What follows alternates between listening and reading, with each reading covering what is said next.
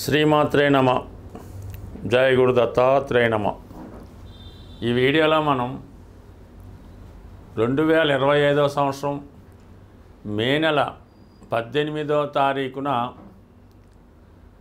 రాశులలో మార్పు చెందుతున్న రాహువు మరియు కేతు గ్రహాలు. అంటే ప్రస్తుతం రాహు మీనరాశి నుంచి కుంభరాశిలోకి, కేతువు కన్యారాశి నుంచి సింహరాశిలోకి మారడం జరుగుతుంది. ఇప్పుడు మనం వివిధ రాశుల వారి మీద రాబోయే 18 నెలల్లో కేతుగ్రహం ఎటువంటి ప్రభావాన్ని చూపడం జరుగుతూ ఉంది అన్న విషయాన్ని మనం ఈ వీడియోలో పరిశీలిద్దాం. సాధారణంగా రాహు కేతువులు ఒక 180 degrees యాంగిల్లో ఉంటూ రెండు ఒకేసారి రాశులు మారడం జరుగుతూ ఉంటుంది. అంటే ఇప్పుడు రాహు కేతువు రెండు గ్రహాలు ఒకసారి మారినప్పటికి కూడా రాహు ఏ భావంలో ఉంటాడో ఆ భావం యొక్క ఫలితాల్ని ఎక్స్పాండ్ చేయడం జరుగుతూ ఉంటుంది. అయితే కేతువు ఏ భావంలో ఉంటే ఆ భావ ఫలితాలని తగ్గించడం జరుగుతూ ఉంటుంది. అంటే కేతువు జ్ఞానకారకుడు, వైరాగ్యకారకుడు, అలాగే బ్రహ్మచర్యానికి కారకుడు. ఏదైనా త్యాగానికి సిద్ధంగా ఉండే గ్రహం కేతు గ్రహం కాబట్టి సాధారణంగా కేతువు హృదయంతో ఆలోచించడం జరుగుతూ ఉంటుంది. అంటే రాహు హెడ్, అందుకని రాహుకి ప్రపంచంలో అన్నీ తనకే కావాలని, సంపదంతా తన సొంతమే కావాలని, తను మాత్రమే బాగుండాలని రాహు ఆలోచన ఉంటుంది. రాహు అంటే కేవలం తల, అది ఆకాశం నుంచి భూమిలోకి, అంటే భూమిలో ఉన్నటువంటి తన దేహం కోసం చూస్తూ ఈ ప్రపంచంలో ఉన్నటువంటి కోరికలన్నీ తనకు కావాలని కోరుకుంటాడు రాహు. అందుకే రాహు ప్రభావం ఉన్నటువంటి జాతకులు అనేక అనైతిక అక్రమ మార్గాల ద్వారా ధనాన్ని సంపాదించడం జరుగుతూ ఉంటుంది. మరి కేతు అలా కాదు. కేతు కేవలం మొండె భాగం మాత్రమే, అంటే తల లేకుండా కేవలం మొండెం మాత్రమే ఉంటుంది. మరి కేతువు ఆకాశం వంక చూడటం వల్ల జ్ఞానకారకుడు, వైరాగ్యకారకుడు అవుతూ ఉంటాడు. ఏ కోరిక, వ్యామోహం ఉండదు. మరి అందరూ బాగుండాలి, అందరూ క్షేమంగా ఉండాలి అన్నటువంటి ఆలోచనతో రాహు కేతు ఉండడం జరుగుతుంది. దాని తర్వాత ఏంటంటే కేతువు ఏ భావంలో ఉంటే ఆ భావం మీద వ్యామోహాన్ని, కోరికని తగ్గించడం జరుగుతూ ఉంటుంది. మరి ఈ విధంగా ఈ రాహుకేతువులు మార్పు చెందడం వల్ల మరి వివిధ రాశుల వారి మీద కేతువు యొక్క ప్రభావం ఏ విధంగా ఉంటుంది అన్నది పరిశీలిద్దాం. ఈ వీడియోలో మనం ధనుస్సు రాశి వారికి మే 18వ తారీఖున మారబోతున్నటువంటి కేతుగ్రహ ప్రభావం ఈ రాశి వారి మీద ఏ విధంగా ఉండబోతుంది. మరి ప్రస్తుతం దశమ స్థానంలో ఉన్నటువంటి కేతువు భాగ్యస్థానంలోకి మారడం జరుగుతూ ఉంటుంది. ఇది సహజంగా భక్తి మార్గాన్ని, ఆధ్యాత్మిక చింతని, అదృష్టాన్ని నమ్ముకునే ఈ ధనుసు రాశి వారికి మరి ధనుసు రాశి సహజ భాగ్యస్థానం.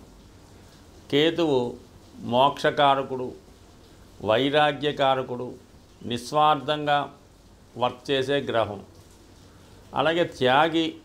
అందువలన మీరు ఏదైనా ఒక త్యాగానికి సిద్ధపడడానికి కారణం అవుతూ ఉంటాడు. మరి 9వ స్థానం అన్నది మరి ఈ రాశి వారికి సహజ పంచమ స్థానం అయినప్పుడు కూడా మీకు భాగ్యస్థానం అయింది.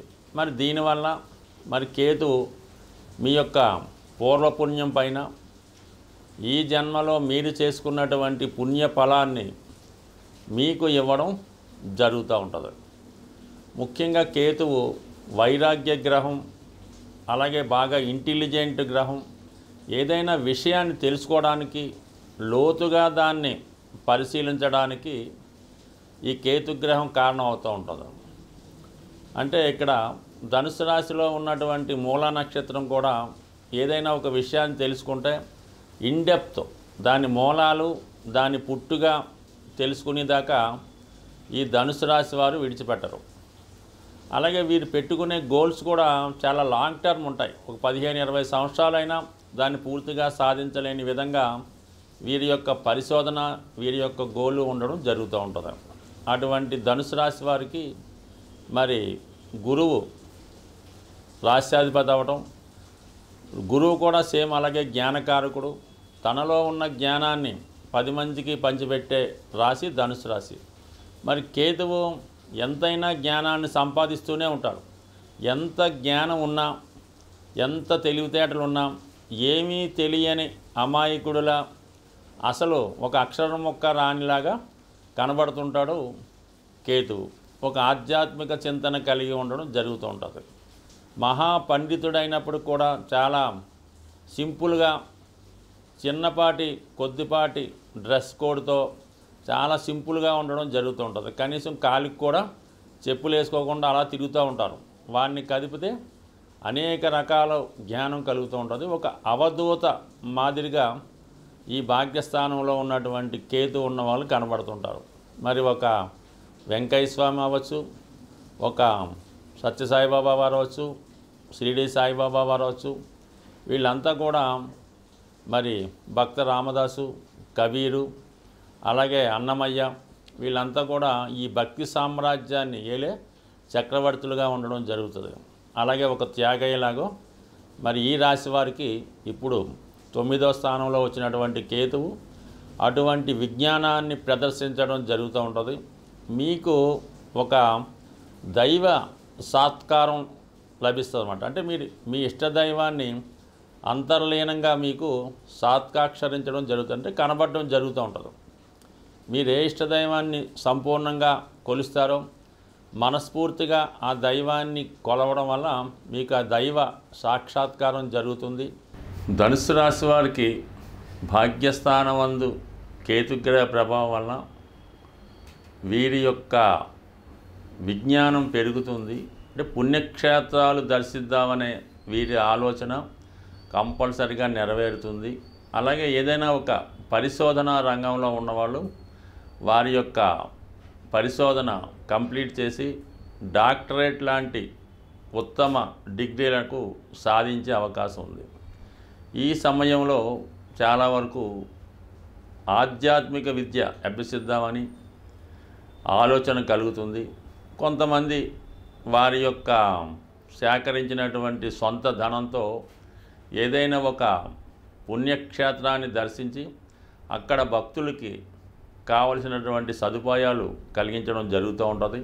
కొంతమంది ఉన్న ప్రాంతంలోనే పేదలకి అన్నదానం పెట్టే కార్యక్రమం కానీ ఏదైనా ఒక దేవాలయాన్ని నిర్మించి అందులో మళ్ళా అక్కడ వచ్చినటువంటి భక్తులకి కావలసినటువంటి సదుపాయాలు ఇవన్నీ కల్పించడం, ప్రజలలో ఆధ్యాత్మిక చింతన దైవభక్తి పెరిగే విధంగా వారు ఏదైనా కార్యక్రమాల్ని చేపట్టడం జరుగుతూ ఉంటుంది.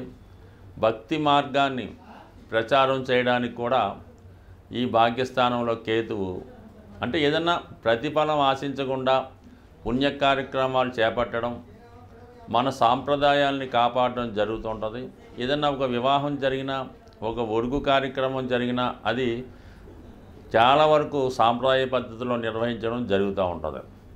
సో కొంతమంది ఏదైనా ఒక ఆశ్రమం కానీ గోశాల కానీ నిర్మిస్తూ ఉంటారు.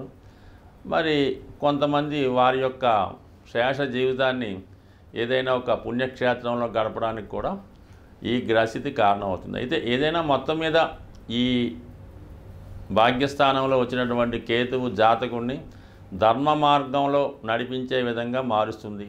తన ఆదాయం అలాగే తను చేస్తున్నటువంటి వృత్తి వ్యాపారాలు కూడా ధర్మంగా నిర్వహించి అందరితో మంచివాడుగా పేరు తెచ్చుకునే కార్యక్రమం జరుగుతుంది. కేతుగ్రహం మనకి సంపూర్ణంగా సహకరించాలంటే మరి విఘ్నేశ్వరుడి యొక్క ఆరాధన వల్ల మనకి కేతువు సంతృప్తి చెందడం జరుగుతూ ఉంటుంది.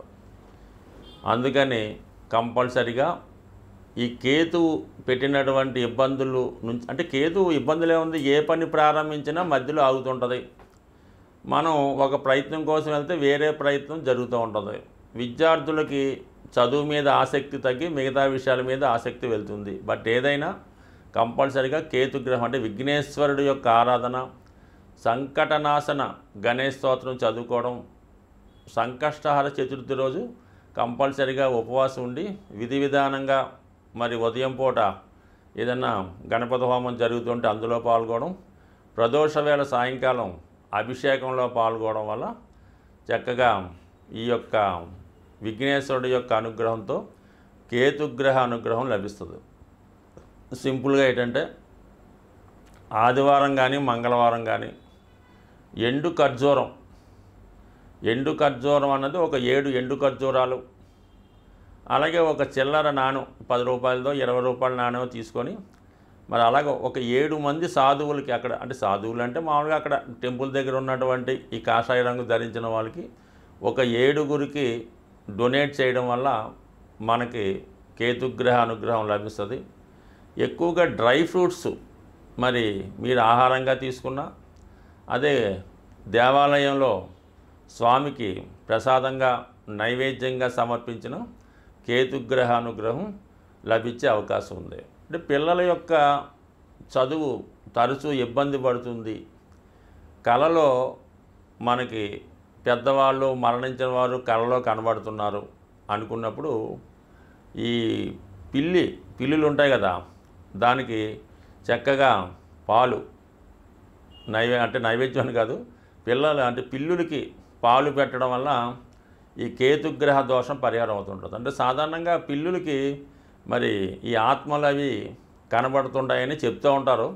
అది శాస్త్రాల్లో చదవడం తప్ప మనకైతే తెలియదు. కానీ సో ఏదైనా మనం గమనించినప్పుడు అర్థమవుతుంటుంది. ఇంట్లో మన పెంపుడు కుక్కకి ఈ పిల్లులకి కంపల్సరిగా చనిపోయిన వారి యొక్క ఆత్మలు కనబడుతూ ఉంటాయి. ఒక విధంగా కేతువు కూడా ఆత్మ లాంటిదే కాబట్టి ఈ పిల్లులకి పాలు పోయడం వల్ల కూడా కేతుగ్రహ సంపూర్ణ అనుగ్రహం లభిస్తుంది. ఇంకా మీకు మరీ ఇబ్బందులుగా ఉంది, అసలు పిల్లవాడు ఏం మాట పట్టించుకోవట్లేదు, ఏమీ కుటుంబ విషయాలు ఏమీ పట్టించుకోవడం లేదు, చాలా వైరాగ్యంగా ఉన్నాడు, ఏదో పిచ్చి పట్టినట్టు దెయ్యం పట్టినట్టు తిరుగుతున్నాడు, జుత్తు అంతా పెంచుకున్నాడు, బట్టలు మార్చుకోవటం లేదు, స్నానం చేయడం లేదు అనుకున్న వాడిని ఏదైనా ఒక అంటే ఈ శ్రీశైలం తిరుపతి లాంటిలో కొన్ని ఆశ్రమాలు ఉంటాయి, ఋషుల యొక్క ఆశ్రమాలు అవి ఉంటుంటాయి, అందులో చేర్పించి కొన్నాళ్ళ పాటు అక్కడ సేవ చేసుకునే విధంగా పెట్టడం కానీ, లేదనుకుంటే కొంతగా బాగుంటే మీ దగ్గరలో ఉన్నటువంటి దేవాలయం పొద్దున్నే ఎర్లీ మార్నింగ్ 4 గంటలు లేచి పరిశుభ్రంగా దాన్ని శుభ్రం చేసి వచ్చిన భక్తులకు సేవ చేయడం ద్వారా కూడా కేతుగ్రహ అనుగ్రహం సంపూర్ణంగా లభిస్తుంది. అలాగే మరి ది బెస్ట్ రెమెడీ అంటే బ్రహ్మముహూర్తంలో లేచి విష్ణు సహస్రం అంటే బ్రహ్మముహూర్తంలో లేచి శుభ్రంగా కాలకృత్యాలు తీర్చుకున్న తర్వాత విష్ణు సహస్రనామాన్ని పారాయణ చేయడం వల్ల సమస్త దోషాలు తొలగే అవకాశం ఉంటుంది.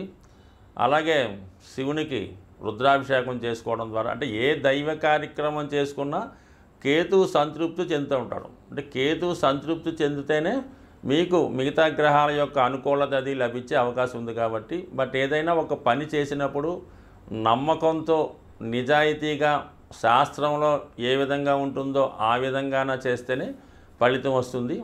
దాని తర్వాత ఏంటంటే శాస్త్రాల్లో కూడా శక్తి కొలది అన్నారు. అంటే డబ్బులు లేనివాడు ఏదో ఒక 1/2 లీటర్ ఆవు పాలతో శివుడికి అభిషేకం చేయొచ్చు, కానీ బాగా కోటీశ్వరుడు కూడా అది వర్తించదు. అతని స్థాయికి తగ్గట్టుగా అతను అభిషేకం చేయించుకుంటేనే అతనికి ఆ ఫలితం వస్తుంది తప్ప అందరికీ ఒకే నియమైతే ఉండదు. బట్ కానీ పెద్దలు ఎన్ని చెప్పినా మన శక్తి కొలది ఆ పరిహారం చేసినప్పుడు, దేవుని పూజ చేసినప్పుడు ఆ ఫలితం మనకి దక్కుతుంది. కాబట్టి మరి సాధ్యమైనంత వరకు మీకు ఎంతవరకు సాధ్యమవుతుందో అంతవరకు చేయడం వల్ల మనకి ఈ గ్రహశాంతి జరిగి అనుకున్న ఫలితం రావడం జరుగుతూ ఉంటుంది. స్వస్తి.